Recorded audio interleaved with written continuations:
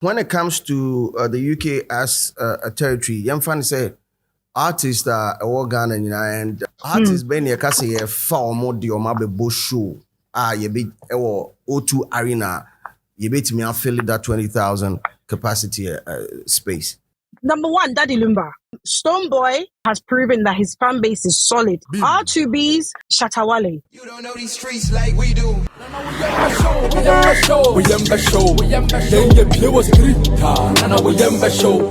then let's start the conversation. Him Asante, Munima on the starting conversation in him and starting convo in all the drama. I free UK buy and him and start here. All the heat. Him outbreak heat we're gonna happen. Oh my heat pa. So the word sabotage. APMU on Hima Santis podcast. And if you've not subscribed, this is the perfect time for you to do that. Check her out on YouTube, on Hima Santi on YouTube. She's doing an amazing stuff representing Ghana in the UK. So much love going out to my sweet sister. How are you doing tonight? Okay, I was just saying, so I'm doing well, thank you. Yourself? We're blessed and highly favored over here. We thank God for that. Also, my starting commotion, we go, baby. When I started heating in the day, Obia say, and street in the so crowd. Yeah, the fans now. Hey, any achi water. Achi in a more professional way. Do you get Matthias here? Matthias here. Following your snap, and I realized that you were you were able to make it to the 2 shows, right? Yes, hesitantly, yes.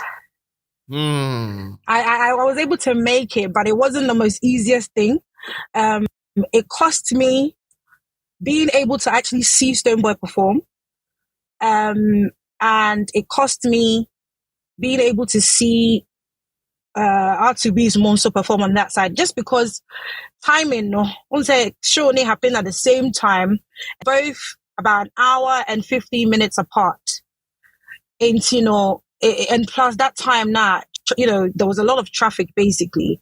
And I had to leave at a certain time to be able to come to the O2 Indigo to be able to catch a few moments, like the after party moments. But a few of my friends were showing me the live of what's happening at the O2 Indigo. So I saw what happened. And as I was leaving and saw what was happening at Stonebwoy's place, yeah. Oh, my point of view, Nadia, is what I posted online today. But for the purposes of my here, view on shows me on the clash from the clash to being there and engaging people, because I saw you also talking to people and their experience on both events. How is it like? Yeah. So I went to Stonebwoy's one first. So when I got to Stonebwoy's event, the feel was there. The people that were the hardcore fans that were there in the cold to support him, it was evident. I got to speak to a few people. I'm gonna catch them and say, yeah, they on first Stonebwoy in Diagro. They really love and support him, so they're here. I also asked them the important question: why are they there and not the independence celebration? And obviously they made it very clear that at the end of the day, loyalty is loyalty, and their artist is here. They love Stonebwoy to bits, and they will pull up to support him, which is understandable. And eventually, I managed to enter inside, and again the vibe was really, really good. People were there. They seemed positive. Everybody was vibing. There was no tension anywhere. We'll be here chilling, enjoying themselves. So yeah, the ambience and the feel at Stonebwoy's event. At the end of the day, I didn't expect anything less, because I've seen Stonebwoy perform live, and the anticipation. So I think the people there were there to have fun, and were anticipating seeing him. And it was good vibes from that point of view. From the R2B side, that is Alodia, West Coast, and Danish event, and also how was the feeling on that side too? So well up to the Indigo, no. To be honest with you, regardless of the fact that I had all access pass, it was difficult to get in, simply because it was very, very, very packed. It was sold out to capacity. I mean, and eventually I got to enter, but they had to let people out before they let a few people in. So we managed to go inside, and yeah, the vibe was crazy. Obviously, people were out there to support the legends in the game and the newbie, which is Olive the Boy. So people had high expectations, and upon speaking to just a few people, not like on the record, but just as a Kindly give me the info. My chief, hold you on. Okay. And so na make us say, thank you. Na make us say, for a couple of people, Kasa, they seemed like they had a lot of fun. They were there to see R2Bees and to get a feel of Kimpaluta and, Olive the Boy. So they seemed like they had value for money and their expectations were met. And I think also it's important to note that for the first time these three cats are back together, the promoters have back together to do a show like this, we couldn't have expected anything less, Omumi and Sat together, they have their own crowd coming in. So I wasn't surprised in the it was very hard to even put your feet to the left or right. But eventually I got in and enjoyed some of the after party, got to speak to some of the fans that some of the artists backstage, like R2Bees more, get their perspective on a couple of things. But yeah, it was good vibes altogether. Definitely good vibe. So Definitely. I have a couple of questions for you, Ahima. From the camp of a year, I will be man. When I say yeah, will be me the medical stand. Me JC me JC me hona me wo.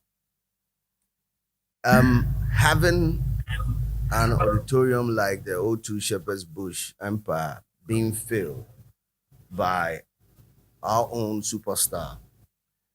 Do you think, and I'm sure you've seen it on social media, the celebration, how people are Beam Nation for any Ghanaian artists, some of the artists and even majority of the people are celebrating. Do you think it's worth it? Do you think it's worth celebrating and a feat like this, even on Alodia West Coast and Dennis side? Do you think getting Ghanaians out there in this period, do you think it's worth celebrating? Oh yeah, absolutely. Absolutely. One thing people need to understand, and say sometimes we hear say a lot of the people based in Ghana are saying oh, I don't know, I don't know, move for Ghana independence so personal.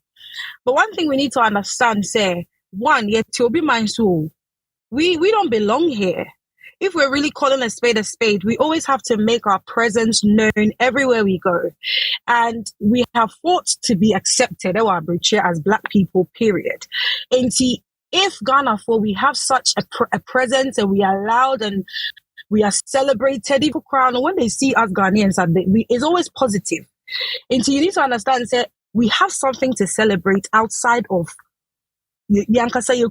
We love Ghana so much. Yes, you need Ghana, and we can't physically say to do someone. I say some of the hardship that goes exactly, but being a Black person and being an African and being a Ghanaian, be mindful. It has its negativity as much as it has its positivity. Sometimes you feel like you don't belong. And see, when it comes to independence and we are able to meet collectively, celebrating the culture and just enjoying each other's presence now. Some of us, we don't take it for granted. We really don't. It's a sight to behold, really, because you see the vibrancy that comes out of people, the fact that we celebrate our food, the culture, the music is what's holding us together.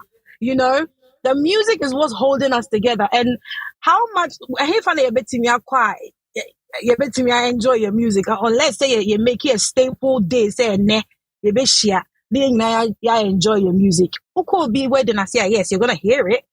But when it comes to independence, it has a substance and a significance to it. So yes, I think it's definitely necessary that it continues. Okay, so there's this conversation, but people are saying that because of the clash in Tino, nobody actually wins. It's still disturbing, and winning. Ghana loses at the end of the day. We could have done better if we like Senki Timu Apa. Your personal view on this? this topic we all know say is a very dicey topic, but I think say it's high we put our business hat on. Country as individuals, as artists. I know that people will say, so, oh, I'll be compared. Yeah, she will compare to the Nigerians. But sometimes comparison is not always a bad thing. You need to compare situations, two different situations, as two different entities, to be able to see how you're making progress as an individual or as a collective, right? Now, the question you're asking me is that Ghana wins, Ghana loses. At the end of the day, two events. Okay, see it from this point. Yeah, all UK Ghanaians, yeah, not so. Yeah, and see when it comes to an opportunity for maybe somebody that's deciding to put Ghana on to win now, sometimes it's better for it to be one at a time. Yes, two at a time, and I said, somebody is gonna win, somebody might lose out. But at the end of the day, why would you want to have 50% of the cake when you can have percent of the cake? This is how sometimes other counterparts, but the other counterparts, this is how they approach business. They would rather have 100% of the cake than have 50% of the cake, because at the end of the day, they want to win, and that's just the bottom line. And from Mohima Asante's point of view, obi any first, send a crowd na ya celebrate, na ya pushing the panel. Then the next day, obi so and I said the next week, whenever, no obi so and vim and vigor na ya tie the pakron so echi. Na ye 100% here, 100% there. Now, I personally believe that the buzz around the whole sabotage situation, the clash of the event, the fact that it became such a topic of discussion, it contributed to the awareness of both shows. Because on them crown on T show on T or attendee one of the shows like but what T say clash or yeah now you say any mekoha and I said mekoha. So the conversation pulled in crowds for these both events, whether they want to accept it or not, it contributed to the buzz of both events. Now, I know it also meant that both parties, or maybe one party, needed extra promotion. They needed extra strategies. They needed extra, sort of vim to ensure, people attend. I mean, at the end of the day, when it comes to events, that's the approach for it. Anyway, put effort into it. You need to promote yourself and push your event. But I think that it's high time, unity reigns. When we say Ghana event, the same amount of vim and also the same amount of eagerness, we are taking the same amount to whoever's event it is, whether it's a promoted artist coming to do an independent show. I think that's just what it is for me right now, because typical example of yesterday, if Obika say or Beko two of the shows, to go and enjoy both artists because they love R2Bees, they love Stonebwoy equally, there's no way they would have been able to enjoy themselves. Because somebody like me, I am a fan of both. I am a fan of R2Bees and I am a fan of Stonebwoy. I am a fan. Now I have become a massive fan of Kim Paluta. And so I felt like I was missing out. But forget about being a die-hard fan for any of the artists. It's Ghana artists. This is the first time we've had, I think, so many Ghana artists in the same vicinity at the same time. So I just felt like I was missing out so much to the point that I had to split myself into two. But in the end, it cost me. It cost me being able to watch Stonebwoy, to be able to enjoy him, to the full capacity that I wanted. It also cost me being able to watch R2Bees more. What I say, because no person me koha. It is obi person or yenisa, obi so person call one place. That's all they're gonna have, wherever it is there. They're gonna miss out on the other person. Yeah. And I'm just saying this to say yes, the clash is healthy for the industry, but it is not also healthy all the time. Okay. What I say. And yes, both parties sold out to the capacity that they felt they sold out to. However, having both in 100% would have been fantastic. And I say that to say, how do you know some people would have wanted to go and see R2Bees as well? And how do you know some people at R2Bees didn't want to go and see Stonebwoy as well? Yeah. You know, some people missed out on certain things, and we shouldn't be missing out. Our artists are in the same vicinity at the same time. They should put a show together. Let's all come and enjoy for the culture. So do you believe, say, the saying that if we put all the artists together, we'll be able to feel the ultimate, that's the O2 Arena? Do you believe in that? 110%. However, Miti? it requires a lot of collective singing from the same hymn book will be very vital. They all have to be collective in mind. They have to be in tune, because O2 Arena is not a joke. Indigo Cry is not a joke. Capacity, not arena, 20,000. Yes, it's not a joke. How many UK for you? I mean, minim numbers, no, but I'm sure it's a Ghana for more UK doors. So dear, we are more than 20,000. But and you'll be answering the best of the show. And you'll be on the best story. Say me it's not O2 Arena. Do you get what I mean?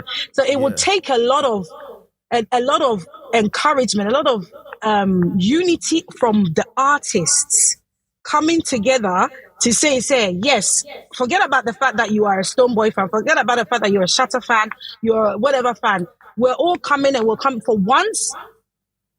We're coming to do a show for the culture. They have to have the same mindset.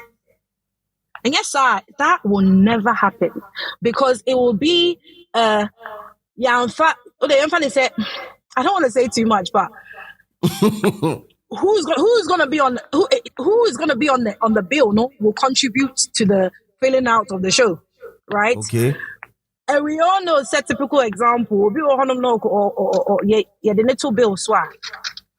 Even the picture, or the picture on the show, no, on the flyer, no, can cause a problem. I don't know, maybe they were left. I don't know, maybe they were right. I don't know, maybe you can see. I don't know, maybe you say, you know. These things don't matter in the grand scheme of things. And if they don't channel their mind to the fact, say, yes, we are all on a flyer, it's for the culture, we come together and do it once in a lifetime for Ghana. Chale, kasa from I ain't gonna work. Emfa. Who is Emfa? Basically, what I'm trying to say. Without unity, Emfa. Well, more information get to him. The Office for National Statistics estimate that Ghanaian born population of the UK as it stands now, like in 2019, is 114,000. That's so it's not far fetched. So that should tell you, say it's not far fetched. 20,000 should be easy. Do you get it? But do you know why? It's because of the disunity. There's too much of a clash between. There's a clash. It's, you know, the minute they come together and they unify and they say we are doing the show, you think artist A won't pull his numbers and artist B won't pull the numbers? They will do it. But previously, when I had a conversation, I think I had a convo with Dennis and DJ Mensa, and I got info that this is not like the first time there's been a clash of events in UK, especially during the Independence weekend. This is not the first time at BSC. I don't know if you've experienced some of those events times are not clash war. I don't know if you've experienced that. At Moses, I've heard it, but I don't know. Have you experienced any clash before? I think at that time, no, because me, you know, me a small baby. Maybe at that time, no, me a Gen Z by force. Maybe at that time, then I wasn't heavily involved in, you know, these events like that. But I personally haven't been to a show where I had to think, say, me koha. That has never happened in my enjoyment phase. I have to say. So maybe you can get DJ Mensa or somebody else to give you that. Yeah. The fact on that. I wanted info on Eno to also understand if the clash of dates also influenced the number of people that also stepped out. Because if, say, not previously, the promoters way in a day, but they were churning out, let's say, maybe 1,000 to 2,000. And now with the clash of dates, your team will produce about 4,000 people, or let's say 15,000 people outside. That means there's something actually working that we can also thrive on it, regardless of how negative it is working. It's getting people excited about something. You understand? So I just wanted information about that. But anyway, Oyema, I mean, taking too much of your time since you told me, say, oh, baby, you should code their location. But let me ask you, what do you think is next for Stonebwoy in a territory like UK? Oh my goodness. I mean, it's been proven that people don't joke about Stonebwoy in the UK. So I personally just feel like he should continue, because this is not the first time Stonebwoy has done a show. Stonebwoy comes regularly to do his shows. So he should just continue. And I think he should also involve the community a bit more. And have that personal relationship with his UK fans. I don't know, it's massively important. I mean, I know it's not about pre-show, I guess, shenanigans and stuff. Because shenanigans is not negative. I mean, he came to do pre-show activities to be able to promote his show. But I think this is probably the first time that I've seen it very loud. You see, perhaps the next time or the event, and he should just continue doing that. Just continue really, and just involve the community a bit more, because once the Ghana independence war, there is more of a community feel. There's a community feel to it, and at the end of the day, I know that Stonebwoy's fans are not just Ghanaians, and also your facts. There has to be a balance in the two. Okay. So Oyema, quickly, when it comes to the UK as a territory, Yamfan say artists are all Ghanaian, and this question came up for a lot, and I think said in response to it, and they put you also in a certain bracket, or I believe in what was Stonebwoy are doing. Artists ben ye kase ye fa omo de omo be show ye be O2 Arena, ye be to fill that 20,000 capacity space. Whew. This question, I have to be very careful. You know what?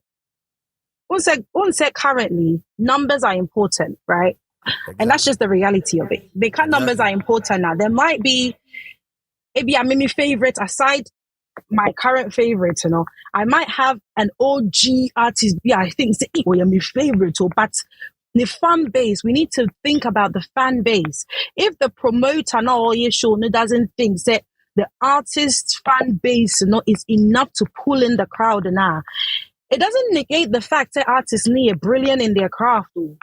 But at the end of the day, it has everything to do with the numbers that will pull out to add to those 20K numbers. And see, I think this is some homework that we all have to do, because to me, both artists bidding not mean jabby, because at the end of the day, it will bring issues. So I think for this approach, we probably just have to do a consumer research. That's the best way to do it. Do a consumer research and then use that result to do the show.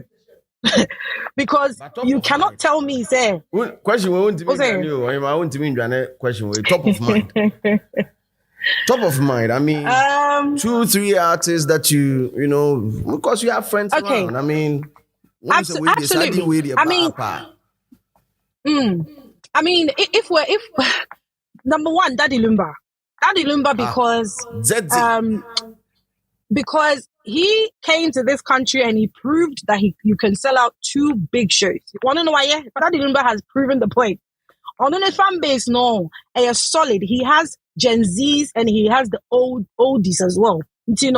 All the Daddy Lumba told bills were automatic. You can't say numbers are now being. So that's one. Somebody else that I will also mention is Shatawale. Simply because Shawale, simply because evidently Shatta has also proven that his fan base is solid in this country. Stonebwoy also has proven that his fan base is solid in this country. R2Bees have already made their statement in when it comes to the longevity of having fan base. Because almost and they have fan base that they are loyal to them. They will pull up regardless of the situation. I mean, there are more of the Gen Zs that I could probably add. But Black Sheriff is also Black. I was just gonna say Blacko has sold out his shows as well. Blacko show not there with UK. Charlie, I was there, and I left that show feeling so full. I was so proud of him. And one of the strategies that I think was the best way to do things, Blacko didn't mention, say, Burna Boy was gonna pull up. What he has here. Yes, people would have said, say, he sold out because of Burna. Right? But he sold out his show full stop. It was electrifying. And Kim Promise. I think Kim Promise has also done very well. He's very consistent. He has Gen Z fan base. He also has oldies fan base. His fan base actually cut across.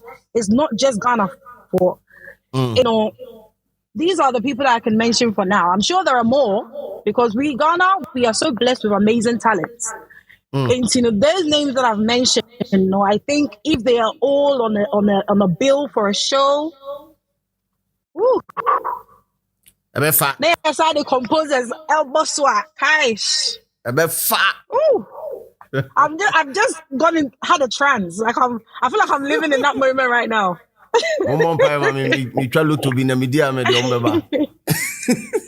Absolutely. Amen to that. Oh, thanks a lot for spending time with us on Street is Watching. You are most welcome. Thanks for having me. Thanks. Ohima Asantini and then 5 vibe real quick here on Street is Watching. From the podcast, and you guys should check it out, man. You check it out. Ohima Asante on YouTube. You don't know these streets like we do. We